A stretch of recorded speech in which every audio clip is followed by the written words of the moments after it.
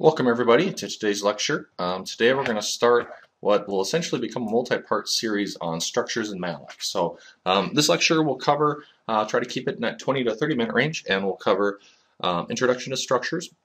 There'll be a second lecture where we'll get a little more advanced with structures, using them with functions, and then looking at some caveats with them.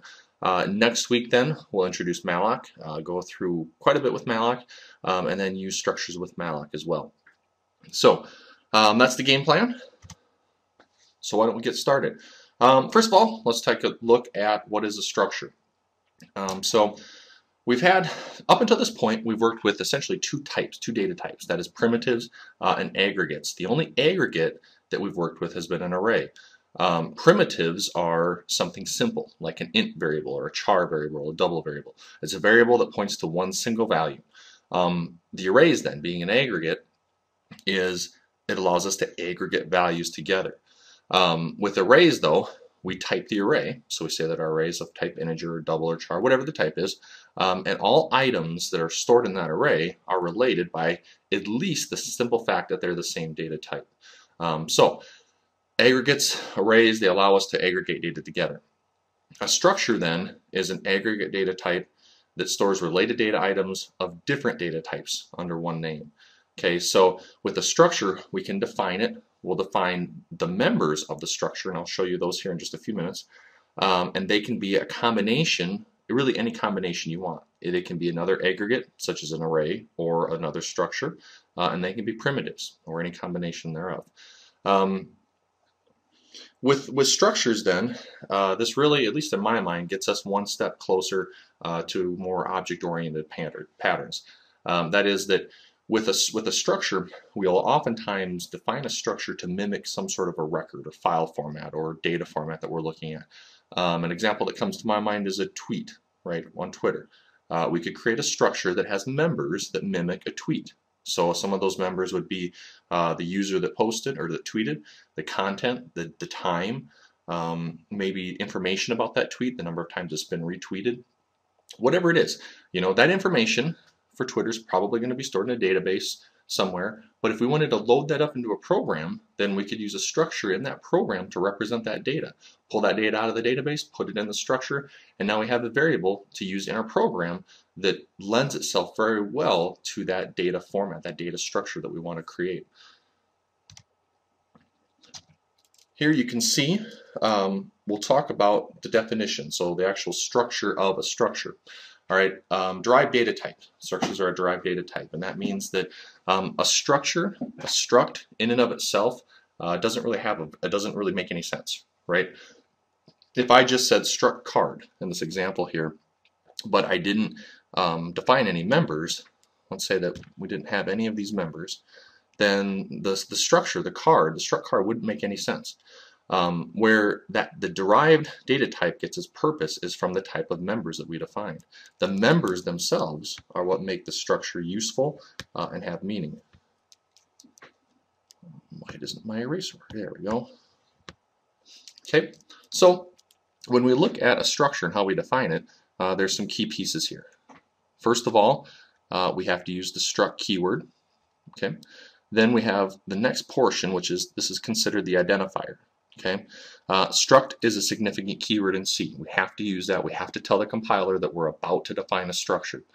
The second piece then, the identifier tag, this is whatever we want to call this structure. All right, so in this case we have struct card. Card is what I'm using to refer to this structure. Then we have curly brackets. This bottom curly bracket ends with a semicolon, so don't forget that. And then in between we have the members. Okay, so this structure is struct card, and it has two members. These two members are char pointers. Okay, so refresher on strings. Keep in mind we've talked about two ways we can define a string in C. One is a pointer. Okay, as we see here, char, it's a char pointer. So we use the char type, and then we use the asterisk character to define it as a pointer. The other would be a char array, which is not what we did here.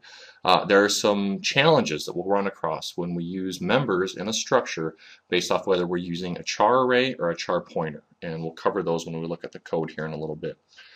So when you look at the components here, okay, we talked about struct, We need that as a keyword in order to tell the compiler we're about to define a structure. We have the identifier tag, okay, and that's the card, so whatever we want to call that structure. And then we have the members themselves. As far as the members go, okay, as you can see here, they must have a unique name within the structure.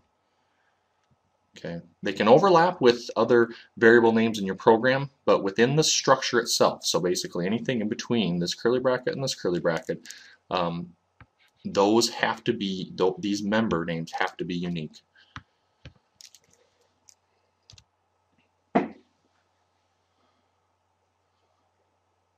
All right, when it comes to defining the members itself, okay, here you can see there's another example, an employee. Okay, card, employee, employees make another, that's a good data type.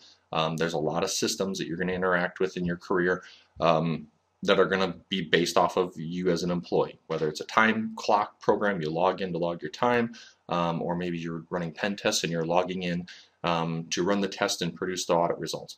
Either way, you're going to be represented in a program, and so structures represent employees really well, because if we needed to store that information about me or you as an employee, we'll probably have things like a name, first name, a last name, an age, a gender, a salary, an access level, a role, whatever you think of whenever you think of when you need to define the employees within an organization.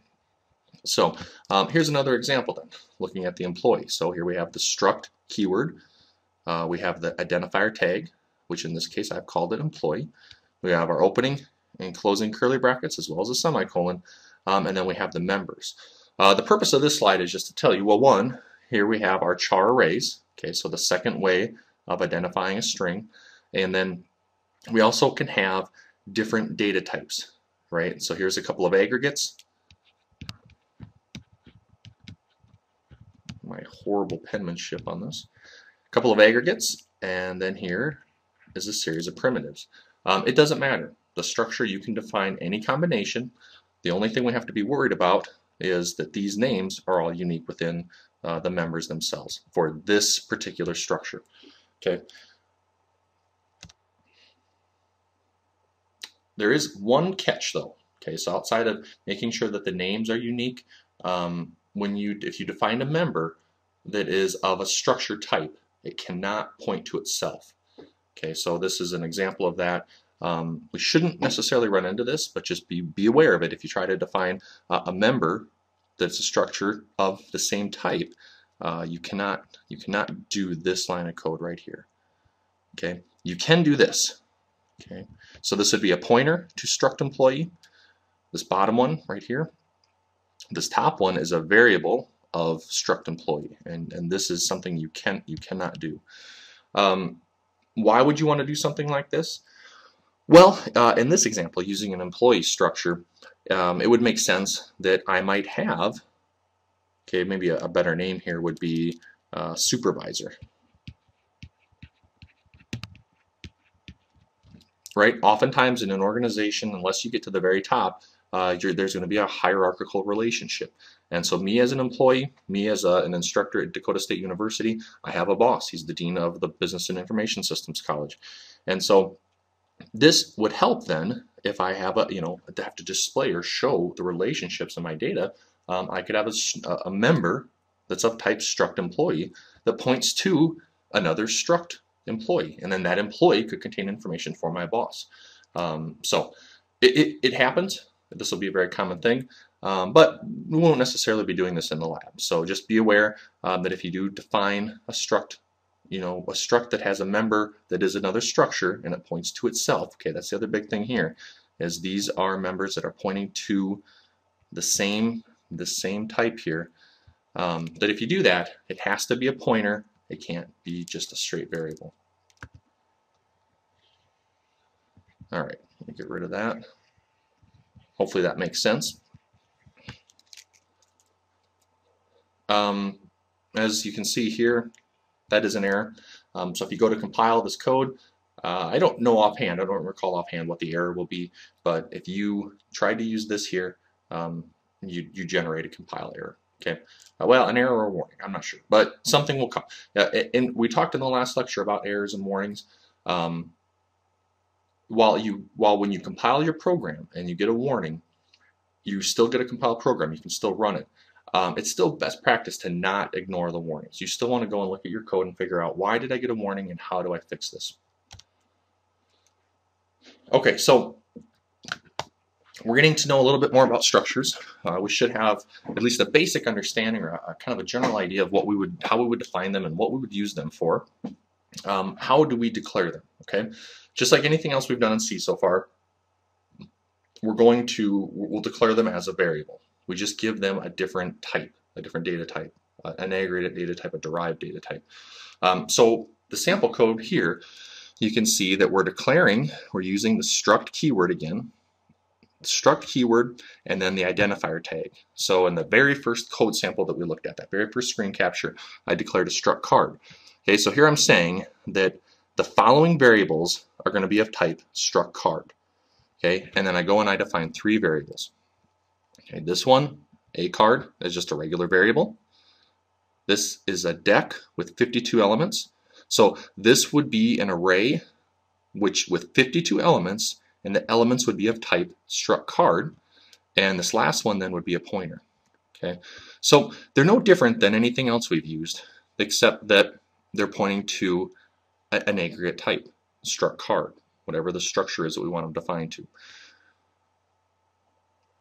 All right, so keep in mind then, as we go through the sample code, what we'll look at here is we'll look at defining it as a variable of struct card and a pointer that points to a struct card, and we won't really do a whole lot with arrays. Okay, but it's still important to understand that this is the syntax for doing it. So just be able to understand that. All right, limitations. There's some things we can and can't do with structures. Let's see here. Let's see, so we can assign structure variables to structure variables of the same type.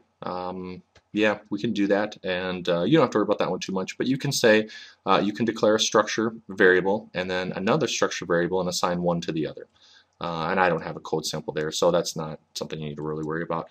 You can get the address of a structure variable, and what this means is that we would use the address operator, right? So we've been working with pointers, and what this allows us to do is once we define a structure as just a simple variable, not a pointer, we can use the address operator on that variable and assign it to a pointer. Okay, and we'll need to do that in order to use pointers.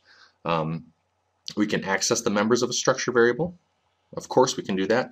If we couldn't, what would be the point of defining a structure? When we get into malloc, okay, the size of operator is something that we'll use a lot more. And we'll use that to determine the size of a structure variable. And so just to give you a little bit of a, I guess, a glimpse into malloc, malloc allows us to dynamically allocate memory as our program runs. This makes our programs more efficient because we can allocate the memory when we need it, we can deallocate it when we're done with it, and that just frees it up.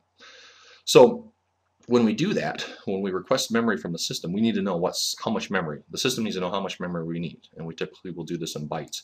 And so the size of operator will allow us to say, you know, hey operating system, I need 24 bytes of memory. All right, so this size of just helps us determine how much memory we actually need, and we'll use it quite a bit next week when we get into malloc. The last thing you cannot do, and that is you cannot compare structures together. Right? I can't declare 2 structure variables, you know, struct1 and struct2, or you know, a card 1 and a card 2. I cannot compare them together. All right, you can't use equals equals, and you can't use exclamation equals or not equals. You can compare the members, okay, because the members are just going to be primitive or aggregates. If it's an aggregate, it's an array. You still have to compare the individual element, but you can't compare the structures themselves. You won't get a valid condition. Okay, so we've talked through some caveats. We've talked about what the kind of the structure of the structure, how we declare them. Now we need to figure out how we initialize them. How do we actually get information into the structure itself? The first thing we can do is we can use initialization lists, just like we did with arrays. Okay, so here's an example. We have to use struct and the identifier tag. That's telling the compiler that this variable right here, this variable that follows, will be of type struct card. Now we have a single equal sign, so this is an assignment operation. What follows on the right-hand side then is an initialization list. Recall with arrays, when we use initialization lists in the arrays, we use these the curly brackets, the opening and closing curly brackets. Then what came in between those was our initialization list. We had individual initializers. The list it can be no greater than the number of members that we have, but typically you're going to have the number of members that you want to initialize the variable to. Okay, so what does that mean? Card had 2 members, right? Face, face, we can look down here to cheat. Face and suit.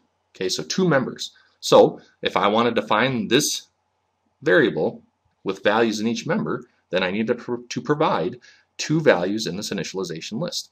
All right, we define these just like an array. When we provide an initialization list to an array, the initialization list values get assigned in order. That means that the first one goes to element 0, the second one goes to element 1, or index 0, index 1, element 2. Same with this, okay? The first member, the second member, third, fourth, and so on, however members we have. We can't define a third initialization value because there isn't a third member, so that would generate, I don't know what it generates, a warning or an error. We can define less than. Okay, so our card structure has 2 members. We could only define 1, and it just means that face would get a value, but suit would not. Actually, let me just back up 1 second here. All right. Okay, yeah, you can see the second bullet here. Less values than the number of members will assign a default value of 0 or 0.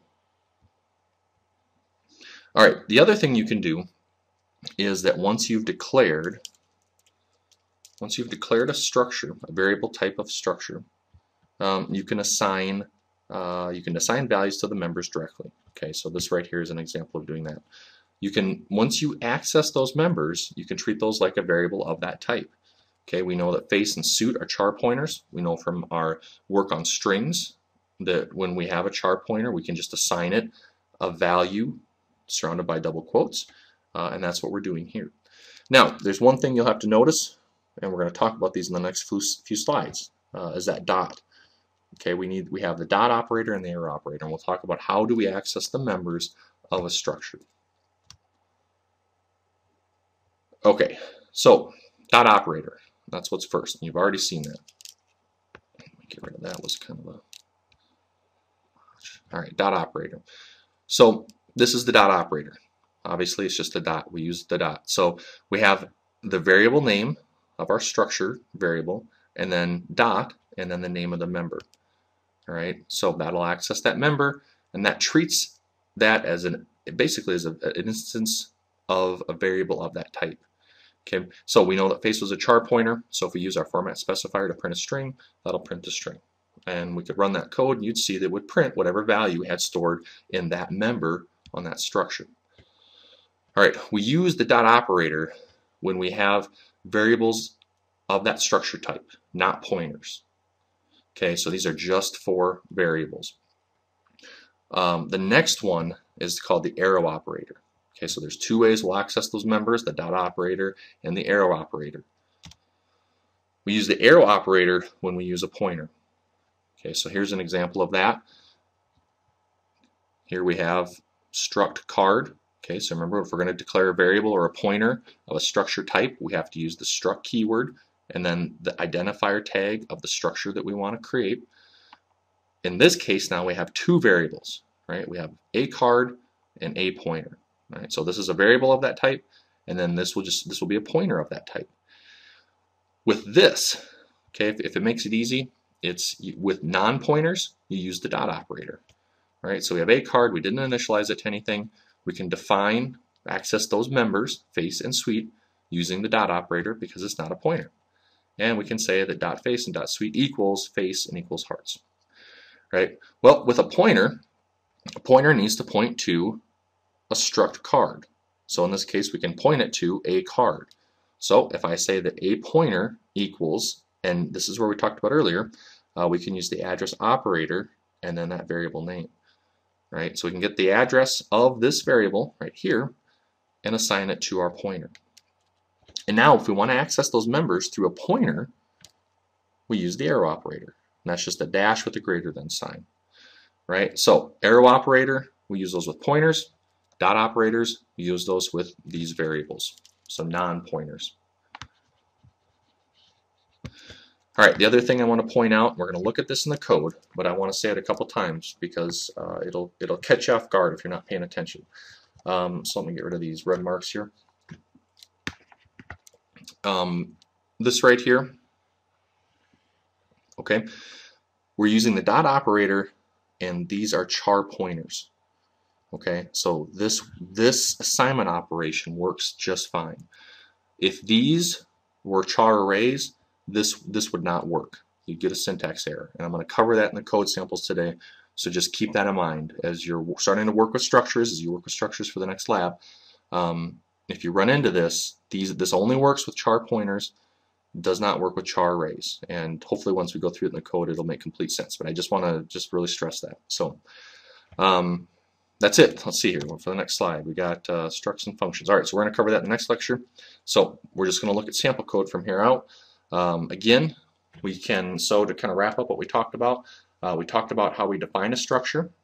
Okay, so we have to use the struct keyword and then the identifier tag. So what we want to call that structure. We have our opening and closing curly brackets. The closing curly bracket has a semicolon that comes after it, and then in between those curly brackets we define our members. Those members can be primitives, those members can be aggregates, those members can be other structures, they can be a member to the structure itself. It can be any combination as long as the names are unique and one of the members doesn't, if it points to itself or a type of itself, it has to be a pointer and not just a variable. Just like our functions, if you want to use a structure in main, you have to define it before main. The compiler has to know about it. If you define it after main, then you're not going to be able to use it in main. Okay, so you have to define it above main so that when you compile your code and actually use that structure in main or in another function, it's already defined. The compiler can find it. You can't define it in main as well. And so you'll see that here in the sample code in just a second. Let's see. I think that's all I can think about for right now. So let's take a look at the code. Go ahead and discard those.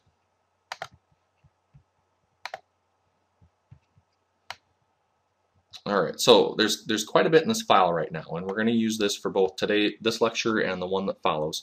I'm not going to comment it out just because it'll generate a whole bunch of errors, and I'll probably end up confusing myself and then you in the process. But I will hopefully just highlight and talk through, so hopefully there isn't any issues with this. To begin with, let's take a look at the includes. Just don't forget standard IO, standard lib, and then I'm including string.h because we are using strings here. The next thing I want to look at is this structure, and I was playing around with this one and I made some changes, so I want to make sure that I change this back to what we saw in the code sample there in the slides. All right, so this is how we define a structure. You can see that I've done it before main, and I've also done it before any of my function prototypes, and we'll take a look at those function prototypes in the next lecture. Prototypes, there we go. Alright, so here's the struct keyword. Here's our identifier tag. You can see there's the opening and closing curly bracket, plus it ends with a semicolon. On top of that then, we just define our members. Okay, we can define them how we define, this is just like declaring a variable. A couple of things, important things to note here. One, we have each one's going to end with a semicolon, and we don't initialize them to any values. I don't say this is equal to 0 or null or anything. Okay, you don't do an initialization. Okay, there's no assignment operations done inside the structure. We're just defining the name of the member. Okay, the name of the member and then its type. All right, so in this case, these are both char pointers.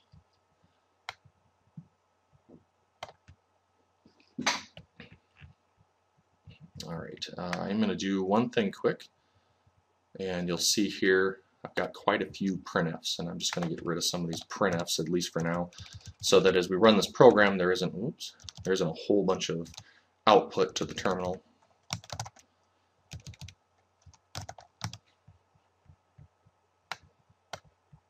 Alright, that takes care of that. Okay, so first thing we do, how do we declare a struct? Well, struct card. Okay, I use the struct keyword and then the identifier tag from the structure that I want to declare, and then the name of my variable. All right, so there's struct card, and I'm calling this a card. In this case, I'm using an initialization list, and I'm providing two values. My structure for card has two members. They're both char pointers, so I know that I can use double quotes and provide two values, so king and spades. The next thing I'll do is we'll print those members off. So they're both strings, so I can use the format specifier for a string. And because this is not a pointer, we use the dot operator. So a card.face and a card.suit, or suit, however you like to pronounce it. Okay. Keep in mind, I'm on a Windows machine. I'm using Cygwin, and so this is going to be compiled. It's going to use GCC, but it's going to run in Windows still. So my out it's a.exe instead of a.out. It's exactly the same, except you're going to see me type in a.exe instead of a.out. Okay, so please don't let that confuse you as well. Structures.intro. Okay, and here we go. And there you see, there's the print off. Okay, one, the code compiled, there was no errors, there was no warnings. And two, it printed off both of those members, king and spades. Okay, let's say that I did this, and I didn't use that initialization list, and I want to assign a value to that structure. Well, now I can say a card dot, okay, this is not a pointer, so we use the dot operator. So a card dot face equals, and I'll just say face, and a card dot suit equals, and I'll say suit. Okay, so we'll save that and compile it, run it again, and there you see face and suit. Okay, so whatever the members are, you can use when it's not a pointer. You use the dot operator, the name of the member, and then you assign it a value accordingly. You're just essentially using a variable of that type. Okay, same with format specifier. If you want to use the value, use the dot operator and the name of that member. Okay, I'm going to rewind this just so when I haven't uploaded this to D2L, so when I get it out there, you guys have exactly what we were looking at. All right, let's look at another structure, struct employee. And you can see here that I have three structures overall. We've looked at one. Now we'll look at the second one. There's really nothing different here, other than I'm using members of different types, and I'm using quite a few of them. Okay, so we have another char pointer for first name, another char pointer for last name, an int for age, a char for gender, and a double for salary. Right? So all of these are just primitive types. And there's no restrictions on them being different data types. Two chars, an int, another char, but this is just a single char and then a double. It doesn't matter, as long as these are all the same. You'll also notice that we do not initialize any. I don't set any to 0. You don't have to do that when you have your structures. All right, this next little bit of code then, this talks about declaring a structure employee. Okay, I called mine a employee, and then assigning values to those members. Now, once we've declared a employee, because this is not a pointer, we can use the dot operator, access each individual member, and assign a value to it accordingly. Okay, so first name and last name, those are both char pointers. So here you can see I can assign a first name and last name. Age was an int. Okay, so you can see I've assigned an int. Gender is a char. I can assign a char. And salary was a double, so I can assign it a double. And then, just like we did in this previous example here on line 37, we could print off each individual member. We could pass members as as an argument to a function. It doesn't matter. When you access a member, you're just accessing a variable of that type. With this one, if you wanted to, you could also provide an initialization list. Okay, so we just have to go in order. First name's a char pointer, last name's a char pointer, then we have age, then we have gender, and then we have salary. Right? So if we wanted to do that, we could do this using an initialization list instead of this.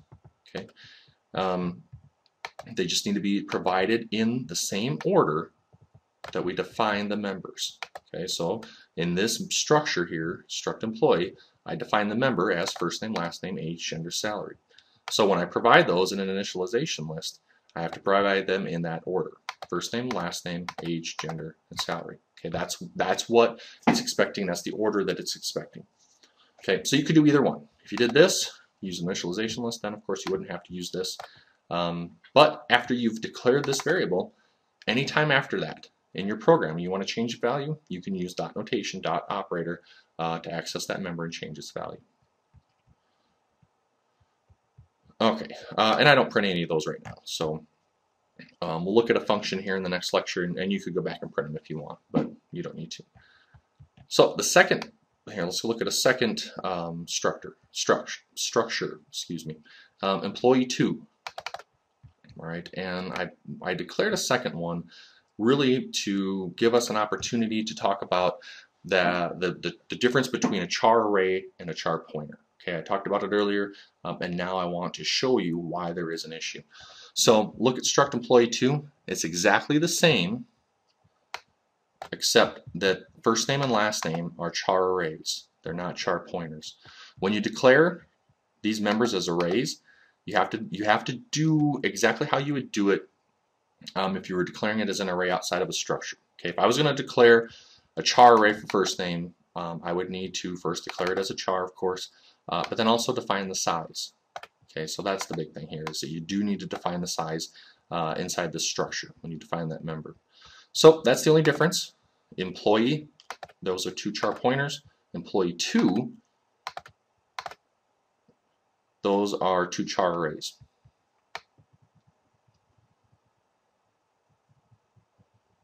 So let's take a look at this code. So up until this point, everything's been compiling, right? No errors and no warnings. The one modification I'm going to make is I'm going to get rid of that printf. We don't need to see that one anymore. What if I comment these out?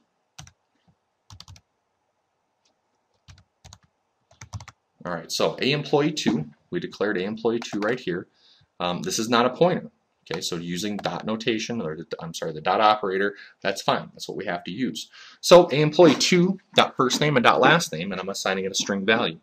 Do you think that works? Well, obviously, if you're looking at the code, you can see it doesn't. Let's see what happens. Okay, so we get errors, right? Errors are bad because that means the code did not compile, and I do not have any sort of executable or binary that I can run. So I've got to fix an error. What does it say? Incompatible types when assigning to type char array 30 from type char pointer. Okay, so what does that mean? Well, that means that as far as the compiler can tell, you're trying to assign a string, so a char pointer, to a char array. We can't assign this to a char array. Okay, this is an array, and if you were doing this with a normal array, you'd have to use a function. You'll see there at the bottom 61 and 62 string copy. What is the value of an array? Just the value of a variable that is an array, first name and last name. Now let's comment that out so our code will compile. And let's take a look. Okay, so it's a memory address, right? When we looked at using arrays as functions and we started working with pointers, some noticed that when you declared as one of the function arguments, maybe an int pointer, and you were expecting an array, and then in your code that called that function, you just passed it the value of an array variable, it worked. You didn't get any errors, and it actually worked exactly as you expected. Well, that is the case. Arrays are essentially pointers, and that the value of an array variable is a memory address. So what do I mean by that? I mean first name for that structure we know is a char array. It's an array. If we want to access the individual elements of an array, we have to provide it with an index. Okay, we have to use the square brackets and then provide it with some sort of an index. But when we just access the array itself, that actually is essentially a pointer. It has the memory address that points to those blocks in memory. Okay, remember arrays get assigned a contiguous block of memory, and when we start using the size of operator, we'll see that it's a contiguous block of memory based off of the size of the data that it's going to hold. But it's a continuous block of memory, and this is just the memory address to that very first block.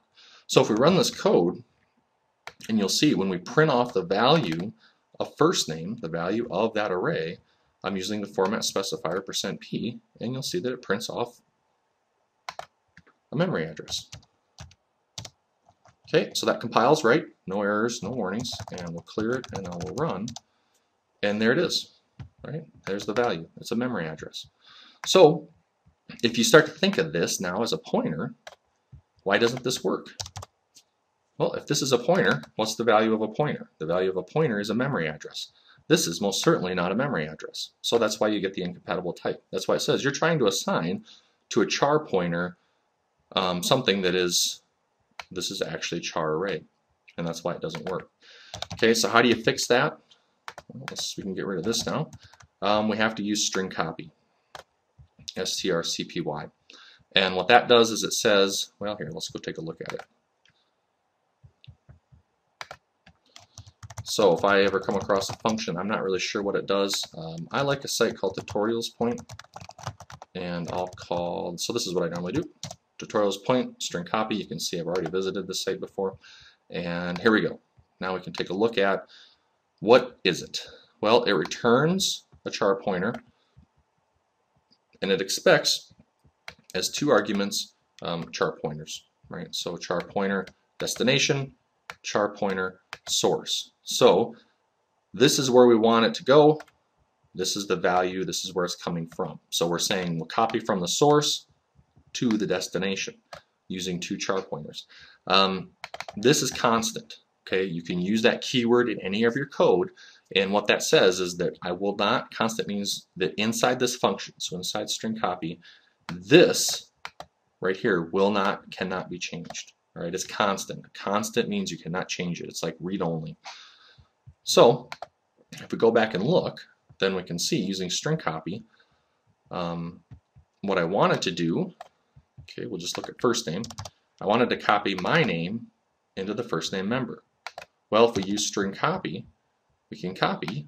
This is what I want to copy, and this is where I want to copy it. Right? So it's really simple. It's another layer. It's another thing you got to remember, but it's really simple. Okay. This is only when you're using char arrays. Okay, and you might have an occasion in your structures where you need to use a char array instead of a char pointer. Remember, the difference is that with a char pointer, those are typically read-only. You typically can't iterate over them, so if you need to access the individual elements, the individual characters, change them, modify them, you can't do that with char pointers. You're going to need a char array. So it all depends on what you need.